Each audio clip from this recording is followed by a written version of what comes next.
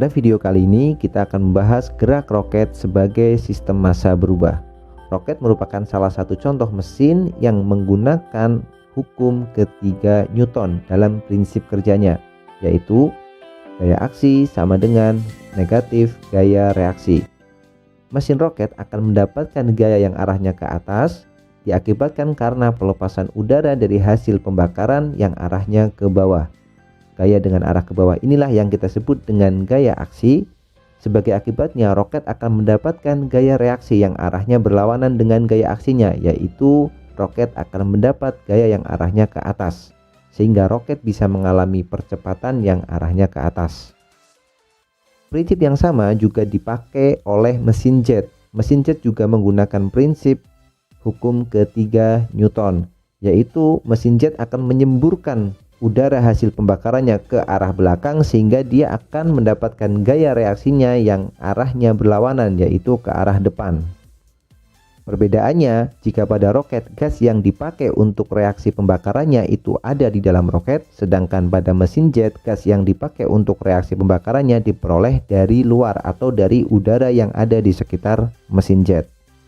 Hukum fisika berikutnya yang mendasari prinsip kerja roket adalah hukum kekekalan momentum, yaitu momentum awal harus sama dengan momentum akhir roket. Selama roket bergerak, roket akan terus membakar bahan bakarnya, sehingga massa roket semakin lama akan semakin berkurang. Bahkan massa roket yang berasal dari bahan bakar itu bisa mencapai 90% dari massa total roket. Sehingga jika bahan bakarnya sudah habis, massa roket yang efektif tinggal 10% dari massa pada saat dia diluncurkan. Akibat pengurangan massa inilah, maka sebagai konsekuensi dari hukum kekekalan momentum, kecepatan roket akan terus bertambah. Di video ini nanti kita akan belajar bagaimana hubungan pengurangan massa roket dengan kecepatan yang didapatkan roket pada saat dia bergerak. Sekarang kita akan analisis persamaan gerak roket sebagai sistem massa berubah. Kita tinjau roket pada saat waktu T misalkan. Pada saat T ini roket itu mempunyai kecepatan kita sebut sebagai M dan dia bergerak relatif terhadap bumi dengan kecepatan V. Kemudian kita tinjau lagi roket pada saat selang waktu T plus delta T. Artinya ada jeda antara waktu yang pertama kita tinjau dengan saat berikutnya, yaitu setelah delta T. Pada saat T plus delta T ada gas buang atau bahan bakar yang sudah terbuang dari roket. Kita misalkan bahan bakar ini punya massa yang nilainya adalah delta M. Kemudian sekarang massa roketnya menjadi M aksen. Tentunya M aksen ini akan lebih kecil daripada M yang awal. Kenapa? Karena ada delta M yang sudah terbuang. Kita tuliskan di sini M aksen itu tidak lain adalah delta M. M dikurang dengan delta M. Kemudian roket ini akan bergerak dengan kecepatan yang sudah berubah. Kita sebut nilainya misalkan V aksen. Nah, V aksen ini tentunya juga lebih besar daripada V karena ada pengurangan massa. Akibat hukum kekekalan momentum, karena massa roket berkurang, maka kecepatannya sekarang dia akan bertambah. Nilai V aksen ini kita tuliskan sebagai kecepatan awal roket, yaitu V relatif terhadap bumi ditambah dengan pertambahan kecepatannya dia. Kita tuliskan sebagai delta V. Lalu kita akan melihat kecepatan dari massa yang terbuang yang didapatkan dari bahan bakar ini. Massa yang terbuang ini akan mempunyai kecepatan yang nilainya misalkan U yang arahnya tentu saja berlawanan dengan arah gerak roket.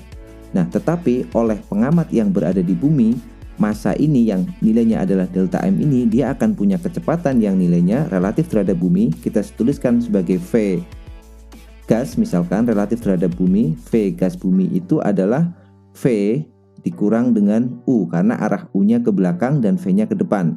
Berarti V dikurang U. Berarti kita bisa dapatkan satu persamaan lagi. V gas relatif terhadap bumi itu adalah V dikurang U. Oke, berikutnya kita akan melihat momentum kondisi T dan momentum pada saat T plus delta T. Pada saat kondisi T, untuk memudahkan kita misalkan dia kondisi yang pertama, dan pada saat T plus delta T kita misalkan kondisi yang kedua. Kita akan cari momentum pada saat kondisi pertama. Momentum kondisi pertama adalah M dikali V ya, karena belum ada pengurangan massa sebesar delta M, yaitu M kali V. Kemudian untuk momentum yang kedua adalah momentum dari roket ditambahkan dengan momentum dari gas buang atau massa yang terbakar ini. Kita tuliskan momentum dari roket itu adalah M aksen dikalikan dengan kecepatannya. Sekarang dia punya kecepatan V plus delta V. Kita tulis di sini V plus delta V ditambah dengan momentum dari delta M ini jadi delta M dikali kecepatannya dia sekarang adalah V minus U relatif terhadap bumi, V minus U. Berarti kalau kita kalikan satu persatu kita akan dapat M aksen. M aksennya adalah M dikurang delta M. Kita buka lagi, M dikurang dengan delta M, kita kalikan dengan V plus delta V, kemudian kita jumlah dengan delta M, V minus U.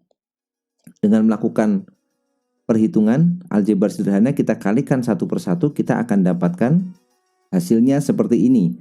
Kemudian kalau kita lihat ada beberapa suku yang bisa kita coret, yaitu delta M dikalikan dengan V. Ini faktornya sama, di sini negatif delta MV, kemudian yang di sini adalah positif delta MV. Maka ini bisa kita hilangkan karena saling menghilangkan. Kemudian kita akan melihat perubahan momentum dari sistem roket ini. Kita tuliskan sebagai delta P. Perubahan momentum itu tidak lain adalah P2 atau momentum akhirnya dikurangkan dengan momentum awalnya, P2 minus P1. Berarti dengan P2 adalah MV plus M delta V minus delta M delta V minus delta MU, dan V1 nya adalah M kali V. Kita akan dapatkan hasilnya seperti ini. Bagian yang awal di sini adalah momentum yang akhir, kemudian yang MV di sini adalah momentum yang awal. Kalau kita lihat lagi secara lebih teliti, kita akan bisa menghilangkan faktor M kali V karena ini sama. Di depan M kali V, di belakang negatif M kali V, ini bisa kita coret. Berarti ekspresi dari perubahan momentum bisa kita dapatkan M dikalikan delta V, kemudian minus delta M dikalikan U, minus delta M dikalikan delta V. Nah, faktor delta M dikalikan delta V ini bisa kita abaikan ya, karena nilainya kecil, karena di sini delta dikalikan delta, sementara yang di depan itu salah satu, deltanya hanya salah satu, yang di belakang delta semua. Berarti kita bisa abaikan faktor yang belakang, berarti delta P nya bisa kita tuliskan sebagai M dikali delta V dikurang delta M dikali dengan U. Hasil ini kita dapatkan dengan mengasumsikan bentuk delta M delta V itu diabaikan. Nah, sekarang kita sudah dapat nilai dari perubahan momentumnya dengan ekspresi yang lebih sederhana seperti ini. Berikutnya kita akan tinjau hukum kedua Newton. Kita tahu bahwa hukum kedua Newton, F itu bisa kita tuliskan sebagai perubahan momentum tiap satuan waktu atau delta P dibagi dengan delta T. Dengan nilai delta P adalah M delta V minus delta MU, maka F-nya boleh kita tuliskan sama dengan M dikali delta V dibagi delta T minus U dikali delta M dibagi delta T. Ini adalah persamaan dari gaya.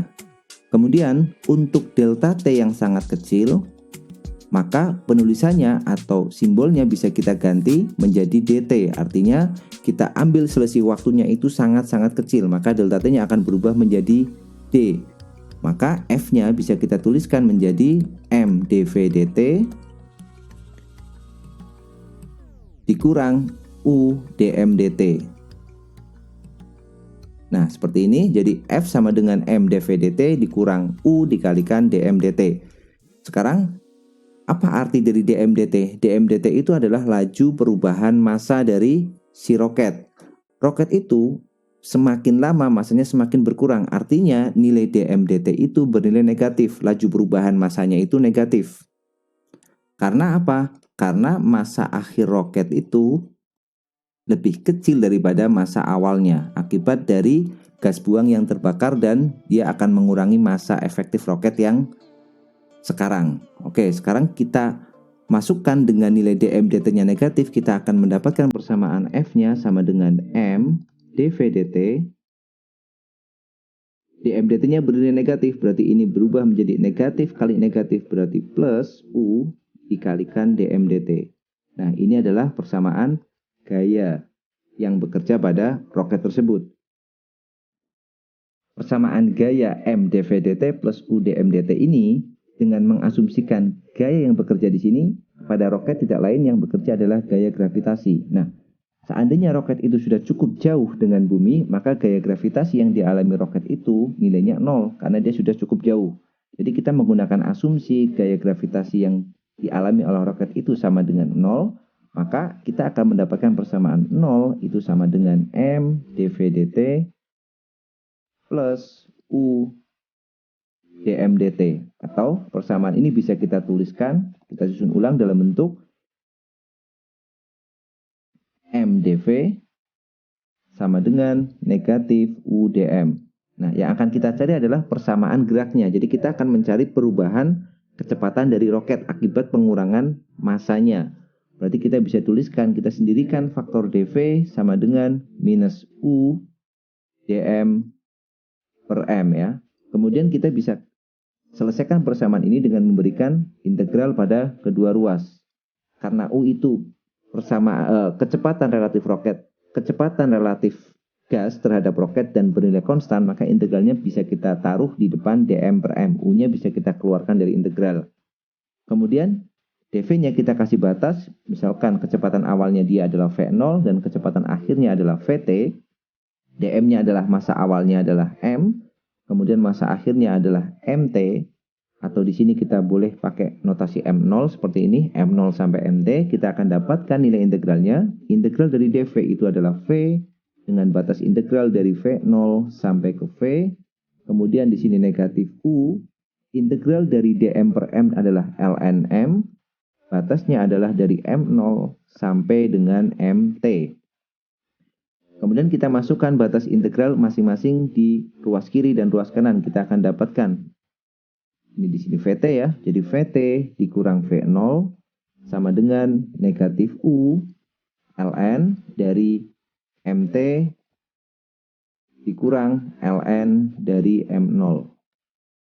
Kemudian dengan menggunakan sifat logaritma ln mt dikurang ln m0 bisa kita tuliskan vt minus v0 sama dengan minus U dari ln mt dibagi m0. Sekarang kita bisa ubah bentuknya karena nilai mt itu, masa akhir roket itu lebih kecil daripada m0, maka kalau kita masukkan di sini, ini hasilnya negatif karena ln dari pecahan yang kurang dari 1. Maka untuk mengantisipasinya kita bisa balik bentuknya menjadi persamaannya kita ubah sedikit menjadi vt minus v0 sama dengan negatif u ln dari m0 dibagi dengan mt seperti ini, pangkat negatif 1 ya. Jadi kita balik, kita pangkatkan dengan negatif 1. Kemudian dengan menggunakan sifat logaritma ln m0 per mt pangkat negatif 1, maka negatif 1-nya bisa kita keluarkan dari sini dan kita kalikan dengan negatif. Kita akan dapatkan nilainya jadi positif. Vt minus v0 sama dengan u dikali ln m0 dibagi dengan mt. Atau kita bisa tuliskan vt sama dengan v0 plus u dikalikan ln m0 dibagi dengan mt. Nah, ini adalah persamaan kecepatan roket akibat pengurangan dari masa roket tersebut. Nilai Vt di sini adalah nilai kecepatan akhir. Kemudian nilai V0 adalah nilai kecepatan awalnya.